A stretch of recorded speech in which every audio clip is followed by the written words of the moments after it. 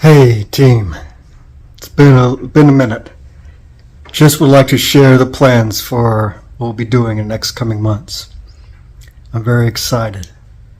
So I'm right now in the area where evangelism planning takes place. Just different things focusing on with our group, our materials, our resources. This is the stuff we use for outreach, door knocking, and USF campus work. This is the study desk where I put together content. So, just would like to share a few things. Firstly, see these cards here? One for each one of you. There's 2 packs.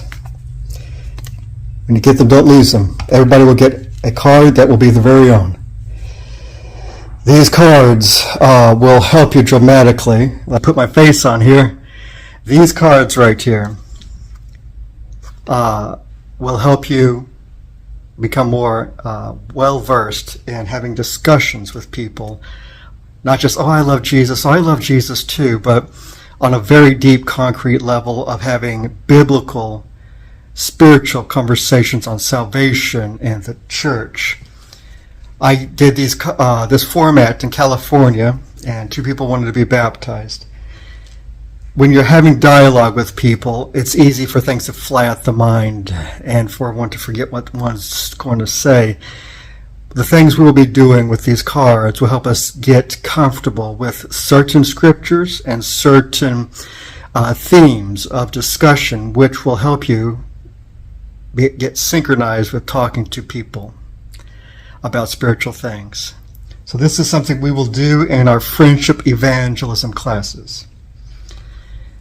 And of course, for those who don't know what that is, at our website, scroll down to the videos and it will detail that more. So this the plans. So we're going to start slow and even at the beginning of July. We will have friendship, evangelism, and teaching others to teach classes. And again, more details are in the how-to videos. Encourage you to watch them. These classes will teach you how to teach other people using Bible lessons. Most Christians don't know how to teach non-Christians or new converts. Most have never done so. There are even preachers who are very 50 years and they haven't studied with non-Christians. This is very important, as this group is centered around making you all as self-reliant and proficient and exceptional as possible. This class will help you. This class will also have friendship evangelism, where we will role play different scenarios and interacting socially to get people comfortable, to get us more interactively conscious on ways to have verbal dialogue with non-Christians. And one person will pretend they're a Buddhist or Mormon, and the other person will interact with them, and we will have some fun scenarios to go over with that. And again, that's in the videos. This is for July. This is prep. And it has worked before. We have people who have not been able to talk to others and now talking to folks, people who have not been able to teach, and they've taught for the first time. It's wonderful. For those who faithfully follow and come to these activities and down the road, when they're familiar with the format and the structure of what we'll be doing, I'll tap a guy or girl on the shoulder and ask them to head up a class. It's not that difficult. And for women, they're not going to be preaching from the pulpit. They're not going to be sharing Bible verses to teach. If you go to the videos, you'll see the outline and the structure. Basically, you'll be sharing people, our group, how to do this structure, which will come in handy. If I get sick or I get leaky gut or I die, I want us to have leaders that can keep this movement going. And again, we're very small. We're just about 5 people. So we're a small group doing this work. But those who have come and supported this work and done this work, they have now taught, who have never taught before. They have done evangelism who have never done evangelism before. They have headed up outreach events that they've never done before. And they have grown. They've made God a priority. When we get Bible studies, when people sign up, usually will be on a Tuesday, but any day that works for them. Right now, Mom and I and Jack Adams are studying with different folks. We're studying with 4 different folks. And one of the Bible studies is in a small little home with 3 people, and so it's just Mom and me focusing on that. Jack Adams, me, and Mom are studying with someone who was recently baptized at our house after church on Sundays. And again, it's a small, very small group. Just me and Mom and Jack. Sometimes the studies will be very small oriented, but in most part, when we have new Bible study contacts who sign up, we will invite them to an evening at Panera Bread to study the Bible, and the evangelism team will be encouraged to come. So Bible studies with group. And this is connected with this. When you learn how to teach, when we practice these activities, when you practice teaching others, and you get fluent and comfortable with this, acclimated, get familiar with our Bible study content, our curriculum, learn about Bible themes, get familiar and comfortable with teaching. When you're ready, and I'll ask you down the road, for those who consistently come to these things, to step into this role of teaching when they're ready. And so that is something we will be focusing on in July. Now, in August, the second week of August, on Wednesday, at 9 a.m. to 12 p.m., I know that's not the best time in the world for different folks, but if you can make it, we will have a market booth set up, a vendor booth at Bulls Market. There's a lot of denominational vendors there. There's 50,000 college students. It's a great place to practice having conversations with people, getting comfortable with talking to folks, sharing Jesus at the vendor booth, but also going out, and when you're ready, you can do different things like put down a card on a table, a Bible study card, do whatever you're comfortable with, and slowly increase your ability to do more and more. And again, the videos will detail this more. I encourage you to watch them. Scroll down to our private page and watch the videos. After the second week doing this, the third week, we'll do a friendship evangelism event. We'll either go to USF in the evening and just talk with people. There's guitars playing, there's music, there's people dancing, there's food getting cooked out. There's a lot of things going on. It's a great place for atmosphere for conversations and interactions to practice your social skills. And the more you do that, the more comfortable you'll be to get closer and acclimated to having a friendship evangelism interaction with somebody. And again, watch the videos for that.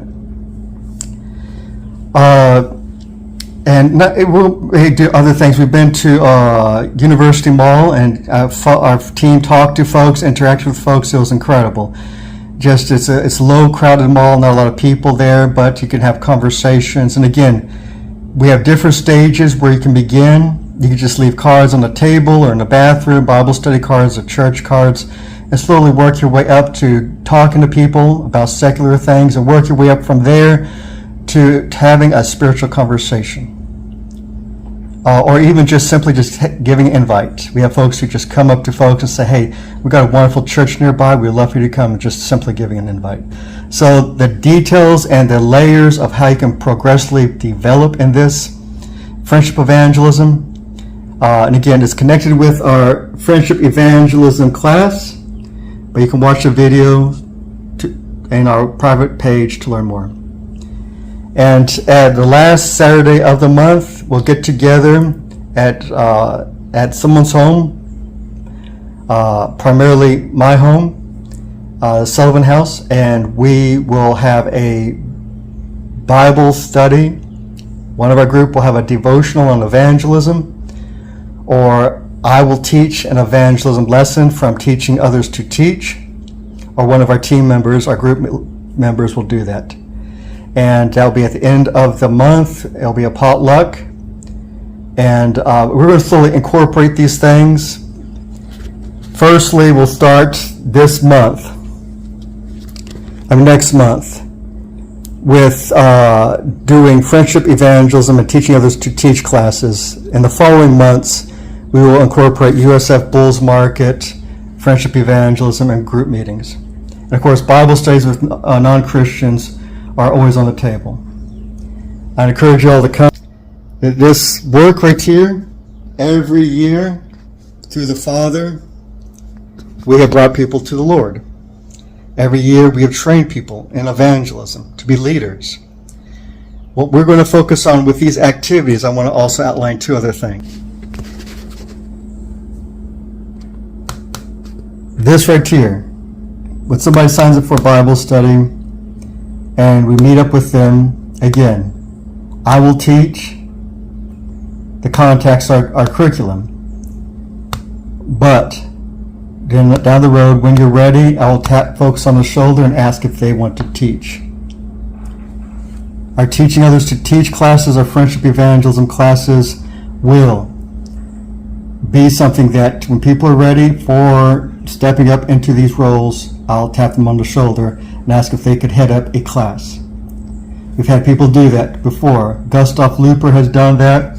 Jared Levine has done that. USF Bulls Market. We used to do Crunch Gym Evangelism events, and we had 5 different people heading up events in different locations, different vendor works. I tapped people on the shoulder when I thought they were ready, and people stepped up. Here, USF, it'll be the same thing. When somebody's ready and they're coming to these consistently, I'll tap somebody on the shoulder and ask if they could head up one of these USF Bulls Market events. And when college is closed, we will do door knocking. And instead of me heading it up, down the road, when we do door knocking enough and people are comfortable and ready, I'll tap them on the shoulder to organize a door knocking event. Friendship evangelism activities. When people come to them and get comfortable with them, and down the road, when they're ready, I will tap somebody on the shoulder and ask for them to coordinate and organize a friendship evangelism event. Group meetings. I will host the group meetings and head up a group meeting. But down the road, either at my house or somebody else's house, if they would like to do it at their house, I'll ask somebody to head up a group meeting. And when people do these things consistently, they're helping with these areas. Down the road, I'm going to tap them on the shoulder and say, hey, I would like for you to be a team leader with me. Because the goal of evangelism is not to have followers. Churches have followers of a leader who's a preacher or an elder doing evangelism. And then when they get sick or move out of town or get laid off, the evangelism work dies because they're all following him, his evangelism. What did Jesus do? What did he do? He trained the apostles and 72 disciples in evangelism. They saw him.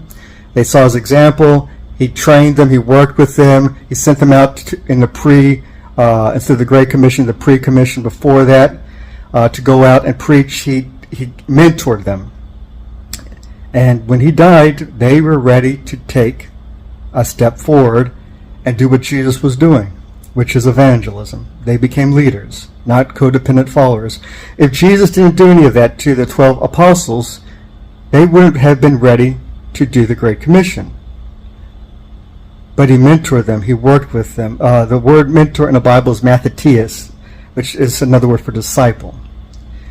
And that's what Jesus did. On our Saturday activities, potlucks, and we will go over this book when I'm teaching, or others who are interested are teaching. And it's about discipling others in evangelism.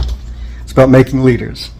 So a lot of churches fail when it comes to evangelism because they create a culture of codependency on a certain person. And when that person no longer does evangelism, that the structure, a house of cards, it falls apart. You guys are ready and you do these things. Down the road, I'll ask you to step up and coordinate and do these things with me. Now, it's nothing sinful for a woman to coordinate a friendship evangelism event.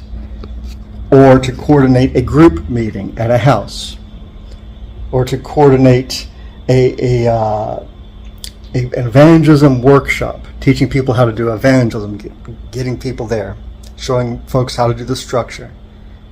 I'm not asking people to stand in a pulpit and preach the Bible, just to do evangelism activities. And so far we got 5 active people. We see all these resources here. It's money, it's time, and I'm coordinating, networking with you. So if you can't help out, that's fine. Just let me know privately. And after 6 months, every 6 months, if somebody is a no-show, we'll just cut them out of the group. We need to depend on each other. Down the road, neighboring, how to do evangelism. And this will be part of the things we'll do on Saturday last week. We'll have a potluck, we'll sing songs, and we'll have a devotional. I'll encourage people, men, to lead the songs, do the prayer, bring food, cook food, head up the event when they're ready, and also to teach the devotionals or the Bible study content book, Discipleship for King Jesus. It's on evangelism, it's on mentorship. Or they can make their own devotional lesson. We'll also sing songs. Look how big this song book is. The biggest hymnal in the world. These are very beautiful songs. Got a ton of them right here. And this is how prepared we are. We got baptism gowns right here as well. So, and these songs are digital. So when we get this going, I know I'm being long-winded here, but when we get this going, I will send everybody a digital copy of the songbook, and you can click on one of the songs and it will play it in a cappella. So for those who want to learn new songs, this will be a great book to learn for group meetings. If you want to sing new songs, you can practice using that. You just click on the song on the song sheet, and it will play that song, which is really cool. So a lot of cool things down the road. Got it mapped out for our door knocking. Again, when USF is closed, we got some great areas where the poor are, the immigrants are. We've had a lot of Bible studies in these areas, a lot of baptisms in the past. So door knocking is a great way to grow as well. So a lot of good stuff's going on here. And college campuses, USF is our primary area of focus, and we'll do outreach activities. But down the road, we'll focus on other campuses too, like Tampa University. So these are good memories. This is photos of the stuff we've done, pictures we've taken. It kind of reminds me of all the good work we're doing. I get here in the morning, and I pray for our group. These are the tables we use for outreach. This is a red wagon, folds out for outreach. And the bulletin board sign we use for outreach. Here's the backpacks we use for outreach. And again, the supplies. So these are the cards we have. For our team, if you want to invite folks, I'll give cards for you to invite people to join our group. In doing evangelism cards to invite people for Bible studies. We've got church cards as well. Thank you for watching this. I'm going to pray a prayer and ask God to bless you. Dear Father, bless our team members. Bless the good work they're doing. In Jesus' name, amen.